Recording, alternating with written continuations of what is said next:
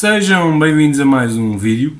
O meu nome é Pedro Rodrigues Ribeiro, sou psicólogo, sou também formador na área de hipnose clínica e hoje eu gostaria de vos falar sobre como apresentar hipnose a uma criança. Em textos que eu já escrevi, não tenho bem a certeza se em vídeos também, mas pode ter acontecido. Se não aconteceu, irei retificar isso mais tarde, mas de certo, em textos que eu já escrevi, já tinha dito, já tinha escrito, já tinha lançado cá para fora que hipnose é uma boa ferramenta também para ser utilizada com crianças em contexto de acompanhamento, em contexto de gestão de ansiedade, de gestão de medos, gestões de fobias, etc. Porque há este mito que as crianças, que não se pode aplicar hipnose em crianças. Muito pelo contrário. Aliás, já desde os anos 70 ou 80 que existem vários estudos quantitativos e qualitativos a demonstrar que hipnose pode ser aplicada com crianças e tem até alguma utilidade e alguns benefícios. Claro que também temos de ter sempre em conta a idade e o nível de desenvolvimento da criança. Não estou aqui a querer dizer que podemos hipnotizar crianças de 3 anos. Muito pelo contrário. No entanto, uma criança de 6/7 anos já consegue entrar num estado de hipnose, num estado de atenção focada e até poder usufruir de algumas sugestões. Claro que a forma como nós aplicamos e fazemos hipnose com um adulto é diferente da forma como nós fazemos com uma criança, porque obviamente as metodologias têm que ser adaptadas à curiosidade da criança, ao seu nível de desenvolvimento, à maturidade, aos gostos, às preferências, portanto é tudo muito diferente. E claro, uma das questões que também é diferente é como é que nós apresentamos hipnose para uma criança. Se com um adulto nós apresentamos de forma expositiva, de forma mais académica ou mais a falar sobre a definição de hipnose, sobre os mitos, sobre porque é que ela é utilizada, etc, etc, etc. Obviamente uma criança não vai ter a compreensão, nem tem o léxico suficiente para que esta forma seja adequada para ela perceber o que é hipnose. Nem tão pouco se esse termo vai ser compreensível. Claro que para pré-adolescentes, adolescentes, jovens, a palavra hipnose pode ser de alguma forma explicada ou mesmo pode até ser dita. Para mais pequenos pode não fazer sentido utilizar a palavra. Mas então nós podemos apresentar a hipnose como sendo um exercício de imaginação, um faz de conta ao qual vai ajudar a criança a poder ultrapassar quaisquer que sejam as dificuldades que ela tem.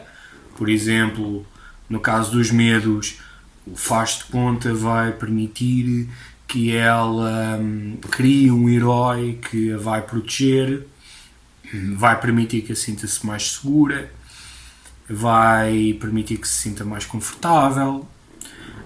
No caso, por exemplo, da ansiedade, vai ser um aliado ou vai ser um companheiro para o combate com a ansiedade, ou até mesmo, perdão, ou até mesmo correndo isto se não estivermos perante uma situação de jogo de patológico ou de questões ligadas aos videojogos, mas até podemos criar um cenário quase de um jogo em que ela comanda uma personagem que vai ser o herói, que vai conseguir bater ou vencer o medo, vencer a ansiedade, vencer o bullying, qualquer que seja essa temática. Portanto, mostrar a coisa mais jovial, o mais de imaginação possível. E então, como é que nós como é que nós criamos o contexto para? Obviamente, depois das questões terapêuticas estarem bem assinaladas, portanto, o devido consentimento, o devido estabelecimento da relação, já há um nível de confiança, já perdão, um nível de saber-se, não é? O que é que de se ter uma anamnese ou uma conceptualização daquilo que se está aqui a passar, de se ter uma hipótese de trabalho. Depois então parte-se para mostrar a hipnose. E aí nós podemos dizer que é um jogo, ou até mesmo, lá está, um exercício de faz de conta, ou contar, ou no sentido de contar histórias. Às vezes podemos dizer diretamente, se nós vimos que a criança se sinta muito confortável, podemos dizer diretamente para fechar os olhos e imaginar. Aqui neste contexto, utilizar o recurso da imaginação é algo muito útil, pelo menos para introduzir as sugestões, para introduzir o estado. Depois, se forem crianças que gostem, por exemplo, de atividades, de participar, de mexer, de fazer jogos, há coisas que vocês podem fazer com elas. Vocês podem adaptar exercícios clássicos de sugestionabilidade como jogos, lá está, para fazerem. E nesse contexto eu costumo utilizar cerca de 2. Mas vou-vos dar 3 exemplos para assim vocês poderem ter alguma diversidade. O primeiro é aquilo que vocês podem encontrar na literatura como os dedos magnéticos. E então como é que isto se faz? Bom, primeiro, e tudo isto é útil que à medida que vocês forem explicando à criança que o demonstrem também. Portanto, primeiro vocês pedem que os braços, que a criança estique os seus braços, sim, bem à sua frente. E depois que junte-os, sim, com muita força. Que entrelace bem os dedos. Até mesmo façam mesmo este som para ela perceber que é com força. Depois vocês pedem que ela dobre os cotovelos, dobre os braços. E depois que estique os seus dedos indicadores. E a partir daí vocês pedem que ela concentre toda a sua atenção no meio dos dedos. E depois vocês dizem que daqui por uns momentos vão separar um bocadinho os dedos indicadores. E quando isso acontecer, vão dizer à criança que gostariam que ela imaginasse que na ponta dos seus dedos existem 2 ímãs muito fortes e que, à medida que os dedos estão afastados, essa força vai ser cada vez maior e vai fazer com que podendo fazer com que os dedos se aproximem cada vez mais.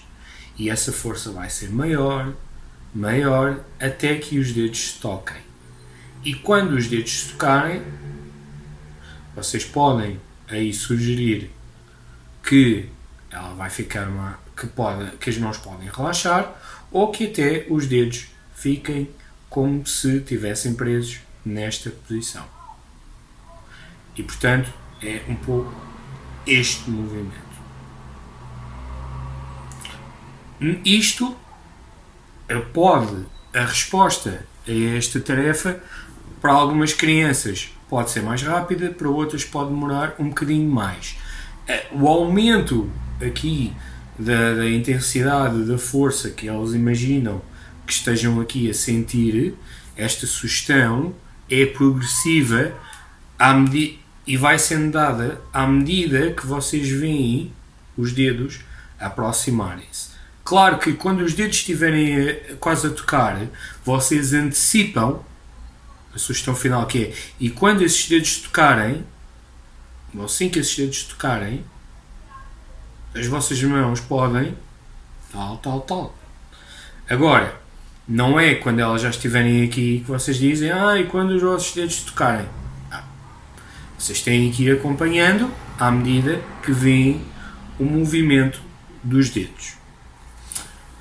Depois, outro dos exercícios ou das tarefas de sustentabilidade tem a ver com a diferença, contraste entre o leve e o pesado.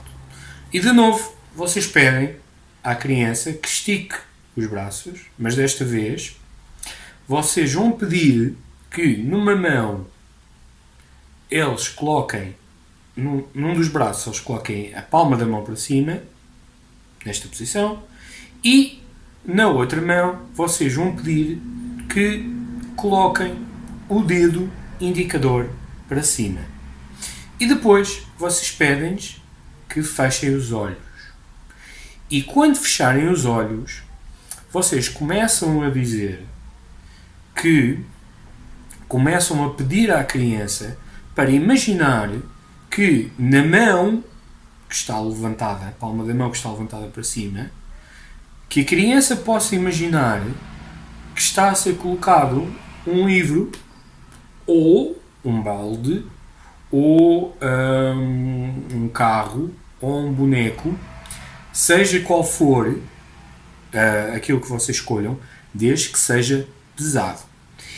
E que a criança comece progressivamente a sentir o peso e a mão cada vez mais e mais pesada.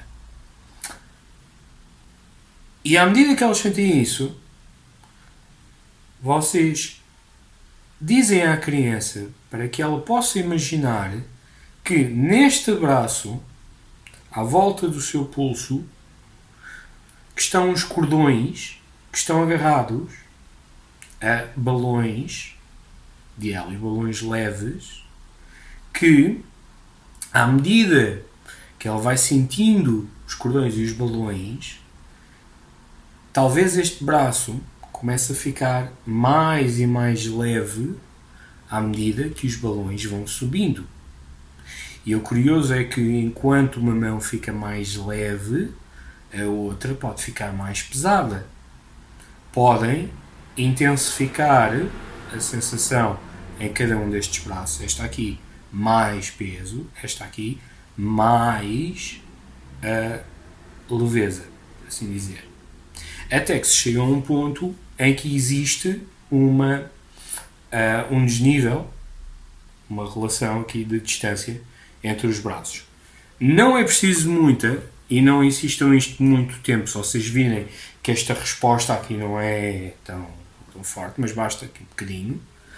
E depois vocês pedem à criança para abrir os olhos e para ela reparar na diferença. Geralmente elas acham isso muito divertido. E eu costumo fazer estes dois exercícios quando eu quero apresentar, ou quando depois eu quero entrar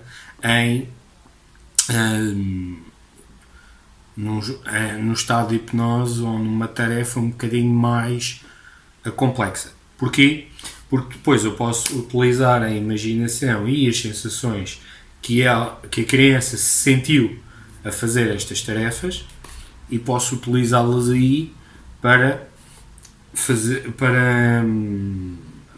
adequar da melhor forma a minha intervenção.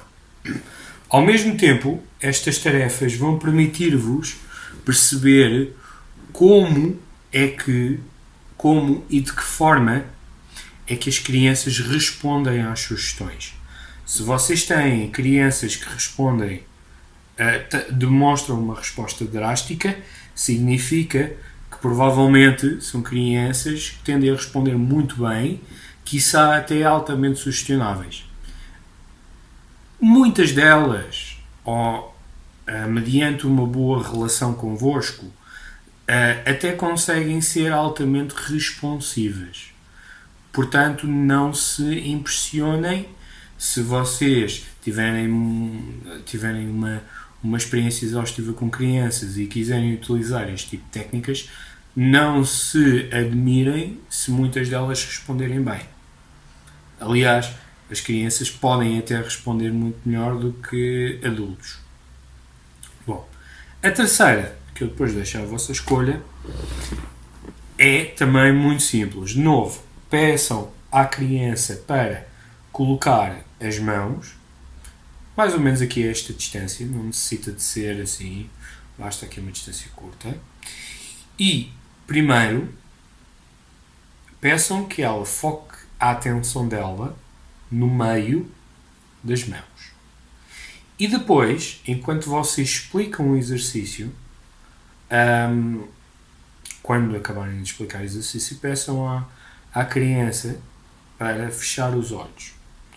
E, tal como nos dedos magnéticos, a ideia é que sugiram à criança que imagine que existe dois ímãs muito poderosos que têm tendência para se atrair uns aos outros, ou quiçá uma corda ou um elástico entre as mãos que vai fazendo com que eles se aproximem mais e mais, ou quiçá uma bola, estejam a agarrar uma bola e que essa bola vá ficando cada vez mais pequena, fazendo com que as mãos se juntem mais e mais. Portanto, qualquer exercício, qualquer sugestão, qualquer forma que vocês escolham para que as mãos se aproximem.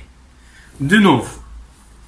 E depois, claro, no final, se a criança não tocar, ou mesmo quando toque, se a criança tocar, as mãos juntá-las, aí podem prosseguir, por exemplo, para um exercício de conforto e de relaxamento, em que as mãos podem relaxar ao longo do corpo. Se porventura as mãos não chegarem a tocar, mesmo assim vocês peçam à criança para abrir os olhos e para que elas possam observar a diferença, o quão as mãos se juntaram. E se ela de facto conseguiu imaginar uma sensação entre as mãos, quase como se uma força, vocês podem utilizar essa informação para depois vocês ajustarem, para depois vocês conseguirem adaptar a vossa intervenção à criança. Estas tarefas são tarefas de sustenabilidade que aparecem na literatura. Algumas delas até são utilizadas para selecionar sujeitos, ou seja, perceber a capacidade de sustentabilidade de resposta às sugestões do sujeito. Aqui, para além de também terem essa função, estas tarefas permitem uma envolvência à criança como se fossem jogos e, portanto, não vai ser já aquela questão académica de estar a explicar o que é, o que não é. Apenas um conselho. Se chegarem às partes, ou nas partes em que peçam ou solicitem que a criança possa fechar os seus olhos, certifiquem-se que a vossa relação é suficientemente sólida, ou que a criança não tem medo e confia o suficiente para se sentir à vontade em fechar os olhos. Não só os olhos por si só, por não ter medo, mas também sentir-se à vontade, confortável, a fazer isso convosco. Se porventura ela não se sentir, talvez não seja um momento adequado para irem para estas estratégias, ou, por outro lado, é possível também hipnotizar crianças e também adultos de olhos abertos. Basta que vocês, de novo, foquem a atenção dela em algum sítio e comecem a ativar a sua imaginação, a ativar a sua curiosidade, a ativar a sua colaboração e dando-lhes sugestões terapêuticas. Okay? Por hoje, fico-me. Desejo-vos a todos um bom fim de semana, um bom regresso ao trabalho e um bom regresso também para aqueles que têm filhos para a escola, já que para a semana a escola vai começar. Fiquem bem e até uma próxima.